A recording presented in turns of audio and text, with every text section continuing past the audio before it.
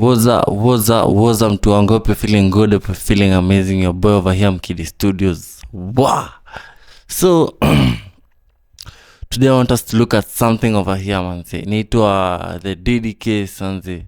Sean Diddy Combs, my boy manzi. My boy alikuwa anachachisha, manzi. Alikuwa na do a lot of things. Nataka tucheki what he was doing. But there's a documentary I've seen from Box News show, but it's for Netflix though. Sean Combs, The Reckoning Official Breakdown, Episode 1.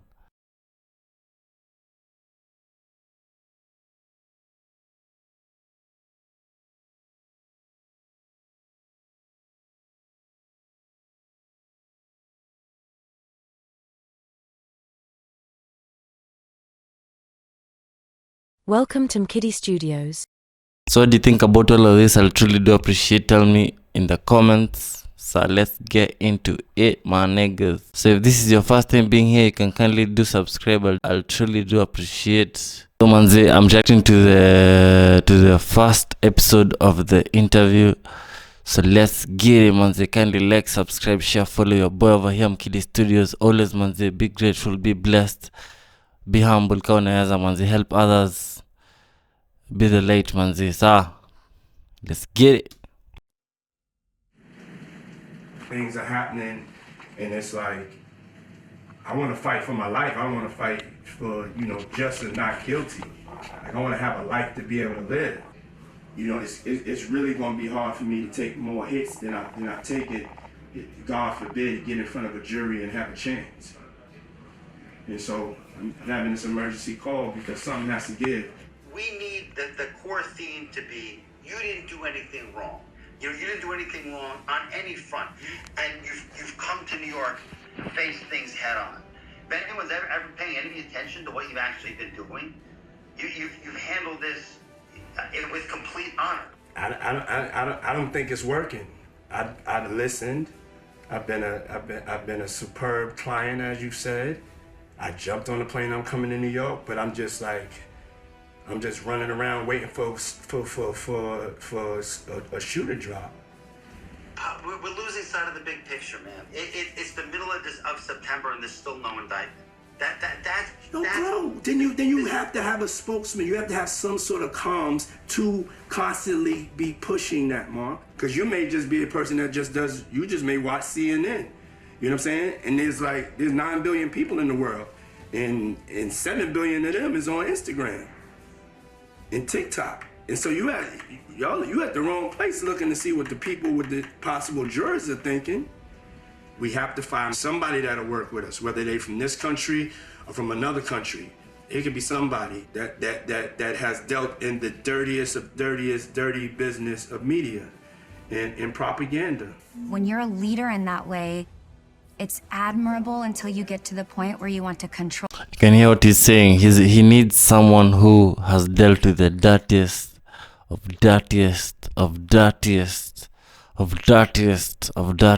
media cases, so that he can, they can help him fast track the process so that his case can be heard in court. So my boy has a lot of money. And he has a lot of fame and a lot of clout. And he got connections with the Shuminari. So manze. Your boy amejituma kwa hii shit, manze. But acha tusikia. Point where you want to control everyone around you. He got to that point. It's like Scarface, the movie. I want the world and everything that's in it. But you got everything. Hey, yo, New York, we did it! Harlem, we did it, You can hear what the artist is saying. The one of the artists saying he wanted everything in the world and everything and everything in the world and everything that's in it. So, but the problem is he already had too much money. That's the problem. No. Another artist was saying that he wanted to be controlling. My guy, the boy is already too rich.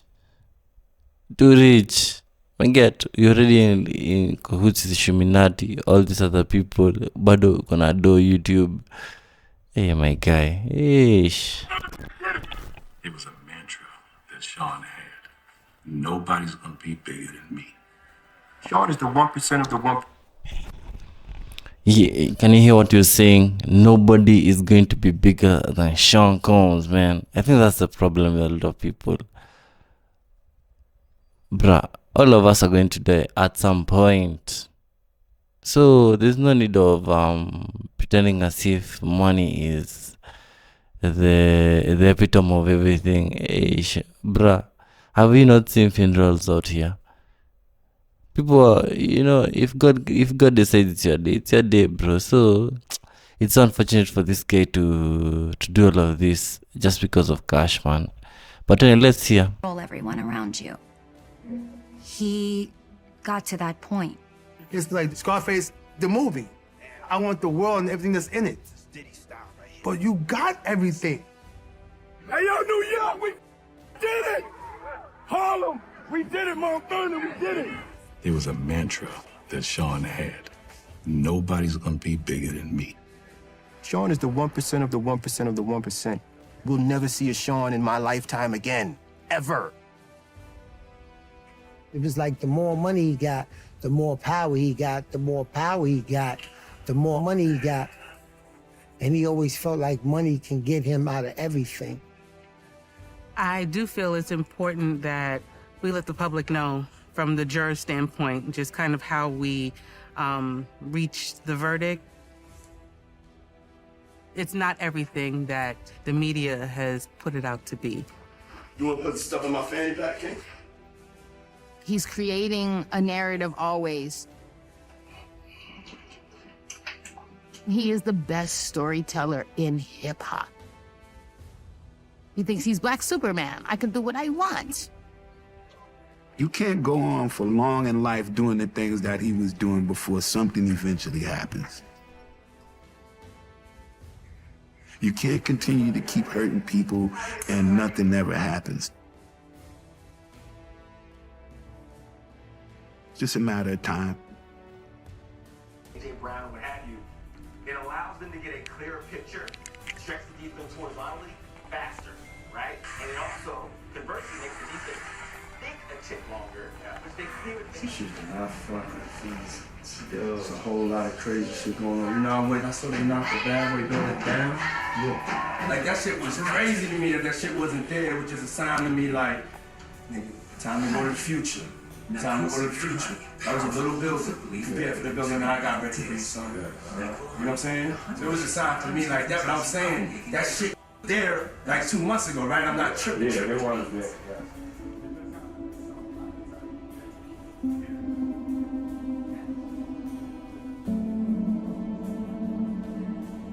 Puff is in this position where he has all this turmoil, but he's not at the point where he's saying where I went wrong. He's saying to himself, how do I get out of this? Maybe I can convince some witnesses that I'm not the guy who I am. Eventually, he's gonna get to the point where he's gonna ask himself, how did I get myself into this situation?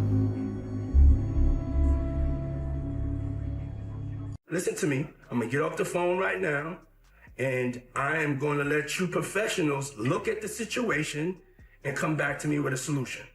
No matter what, no matter what nobody said. Let's just here and there. Y'all are not working together the right way. We're losing. Curtis 50 Cent Jackson, longtime rival of Sean Diddy Combs, talked in an interview about the new Netflix docuseries. 50 Cent has addressed his involvement, explaining that while people may think he's speaking out due to their beef, he said the tension began years ago when Diddy made comments that made him uncomfortable, such as offering to take him shopping in a way that felt like Diddy was testing his willingness to play along. 50 Cent made it clear that it's not personal. He's speaking up because of the situation, not because of old issues. How do you respond to people who say that it's more about the disdain that you have for Sean Combs than it is for giving the victims a platform? What they consider a pre-existing beef, right, for 20 years, right, is me being uncomfortable with him suggesting that he takes me shopping, or I looked at it like he was, like it was like a tester. Like maybe you'll come play with me type of thing, right?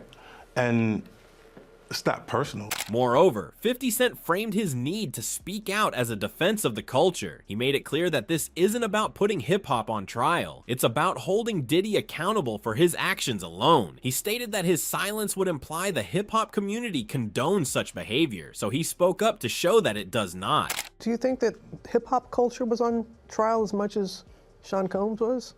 Not all. Look, if I didn't say anything, you would interpret it as hip hop is fine with his behaviors.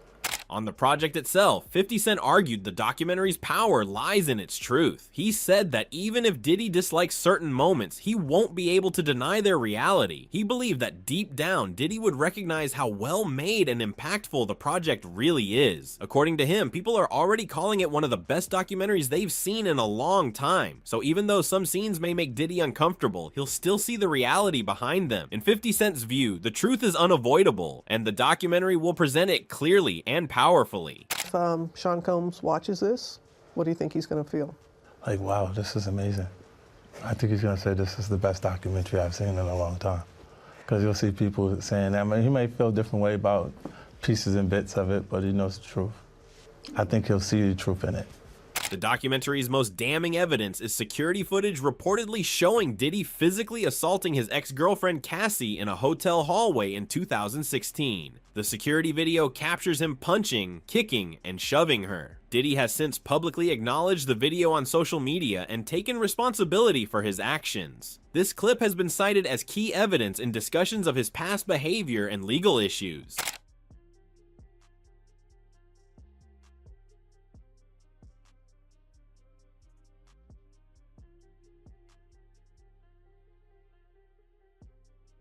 Netflix also obtained a behind-the-scenes clip that reveals a critical oversight, the complete breakdown in his legal team's coordination. In it, a frustrated Diddy admonishes his advisors, exposing more than just pressure. It lays bare a fundamental failure in the unity and effectiveness of his defense. To me, I'm gonna get off the phone right now, and I am going to let you professionals look at the situation and come back to me with a solution.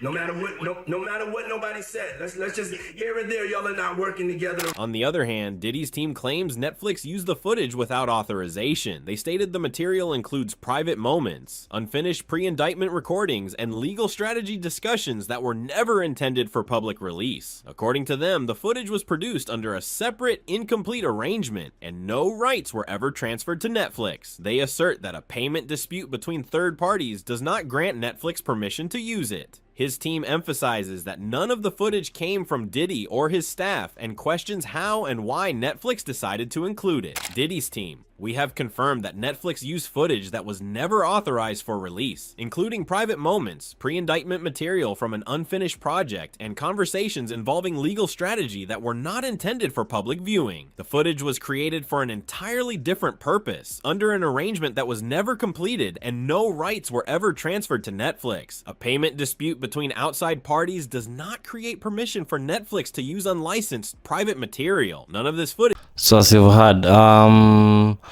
so Diddy's trying to come at Netflix because of how and why they aired the parts of the clip, saying that some of them were private discussions. So you tell me what you think in the comments. I'll truly do appreciate. Footage came from Mr. Combs or his team, and its inclusion raises serious questions about how it was obtained and why Netflix chose to use it. The details behind obtaining such sensitive footage were discussed on The Breakfast Club. The hosts revealed a critical oversight. Diddy's usual cameraman had sent an unpaid replacement, whose footage likely fell outside the original legal agreement. This error, reportedly discovered by Diddy's lawyers only after the documentary's release, means the raw footage may have legally belonged to its purchaser, likely explaining how 50 Cent obtained it. This opens the door to material Diddy never intended for public release, raising questions about whether 50 Cent is exploiting Diddy's legal troubles. Diddy had a video person, a photographer that was always with him. Right. These couple days, that video person sent someone and didn't come on his own. Diddy has a legal agreement, from what I'm being told by his team. He had a legal agreement with that videographer, photographer. They're not for sure if it covers this person that would have sold or whatever, however 50 Cent obtained this footage.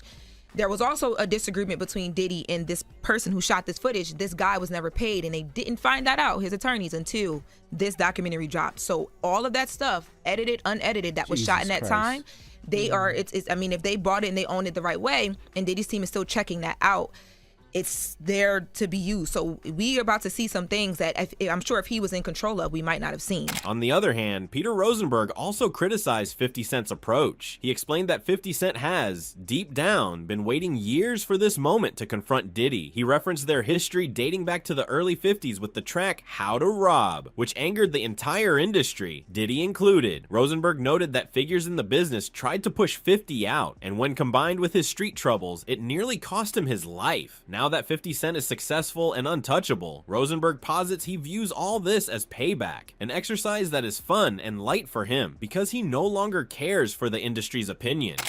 But somewhere in my soul, I think Diddy been holding on to this, looking for an opportunity to come for Diddy, since 50 put out How to Rob early. I mean, yes, you know, listen. Because the whole industry, remember, the whole industry at that time, if you old enough, you know, of a certain age, you remember that they was mad at 50 for, you know, talking like that in that song. Yeah. And they tried to really squeeze bro out of the game. And then obviously the streets and other things, shenanigans was going on, which almost ended 50's life. But then he returned. No, your man, no, I'm telling you. And it's all fun and game. It's all funny and fun and games to him now. He don't care. Oh my God, no. Dame Dash offered a more scathing critique, accusing 50 Cent of handling the situation poorly. Instead of publicly exposing another black man during a vulnerable moment, he feels 50 should have addressed things privately or stayed out of it. To Dame, making a big documentary about Diddy's problems only helps outsiders profit from the controversy and makes the community look divided. His message is that this approach lacks unity and doesn't benefit anyone except the people watching from the outside. Dame Dash said, "Never trust a black man that will make a documentary tearing down another black man for a white man. That's nasty work." When directly questioned about Cassie's role, 50 Cent left no doubt, stating he believes she is unequivocally a victim. He reasoned that her youth and vulnerability from the outset left her open to a decade of psychological conditioning. The victim in all this? I believe Cassie's a victim in all this because she came in as such, she's like 18, like 19 years old.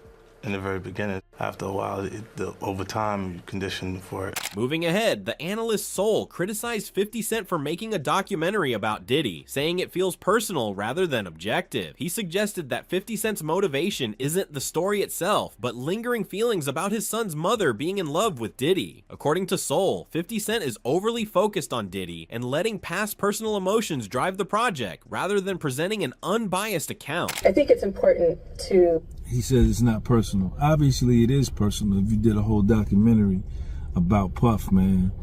Yo, 50 Cent, you really on this dude's jock. You on this nigga's jock heavy, man. Me personally, I don't believe nothing that you say. I don't believe that Puff asked to take you shopping. I think you're upset because your son's mother was in love with Puff and she left you and you was in love with her. And Puffy, she was just something for Puffy to do. And I think you're upset with that, man. Ultimately, regardless of the legal disputes over the footage or the debate about 50 Cent's intentions, the documentary presents an undeniable core. It spotlights the severe allegations against Sean Combs and the visible evidence of the question of whether this project serves as a long-awaited public reckoning or a personal vendetta is left for the audience to decide. What remains clear is that this story has reached a point of no return. The tapes are playing, the testimonies are public, and the conversation about accountability, power, and what the industry has tolerated for decades is now front and center. Thank you for watching. If you found this breakdown insightful, please like and subscribe to stay updated on this evolving story. Let us know your thoughts in the comments below. So what do you think about all of this Diddy story, man? I may think there's a whole some people saying 50 Cent is bitter. Some are saying yeah, he's so there's a guy saying his baby mama also kind of like Diddy, but sana chiki pia Diddy amekuwa na mambo mob. Diddy has his own fair share of issues with other people. So You tell me what you think in the comments. I'll truly do appreciate your boy over here, Mkidi Studios. Yeah, man. So, Welcome to Mkidi Studios.